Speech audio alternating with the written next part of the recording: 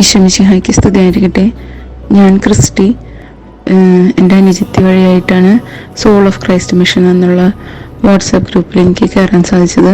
അന്ന് അതിൽ വിശുദ്ധ കുർബാനയെക്കുറിച്ചുള്ള ക്ലാസ്സുകളായിരുന്നു.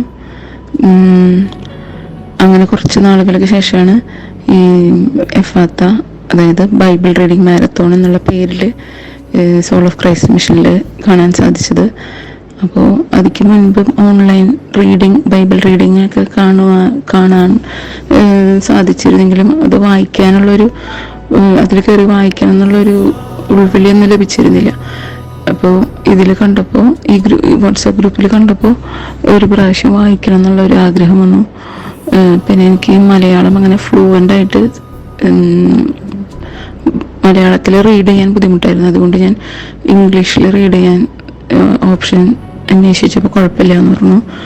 അങ്ങനെ അതിൽ കയറി ഞാൻ 2 മാസം മുൻപാണ് ഫസ്റ്റായിട്ട് റീഡ് ചെയ്തത്. ഇപ്പം എനിക്ക് സെക്കൻഡ് ടൈം റീഡിങ്ങും കിട്ടി.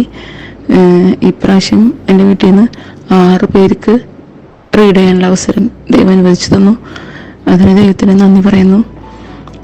ഇതിൻ്റെ പിന്നിൽ പ്രവർത്തിക്കുന്ന എല്ലാവർക്കും നന്ദി പറയുന്നു.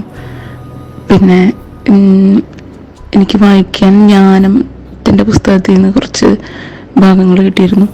അപ്പോൾ എന്നോട് ക്ഷമിച്ച് പ്രാർത്ഥിക്കാനുള്ളൊരു ഉൾവിളി ലഭിക്കുന്നത് പോലെ വായിച്ചു കൊണ്ടിരിക്കുമ്പോൾ തന്നെ എനിക്ക് ഈശോ വെളിപ്പെടുത്തി തന്നതുപോലെ എനിക്ക് തോന്നി.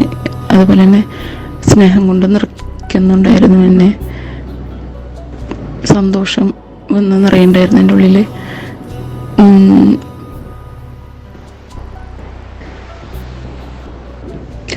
തുടർന്നും വായിക്കാനും മറ്റുള്ളവരിലേക്ക് പങ്കുവയ്ക്കാനും ഈശോ എന്നെ അനുവദിക്കട്ടെ എന്ന് ആഗ്രഹിക്കുകയും പ്രാർത്ഥിക്കുകയും ചെയ്തുകൊണ്ട് ഈശോയ്ക്ക് 1000 നന്ദി പറയുന്നു.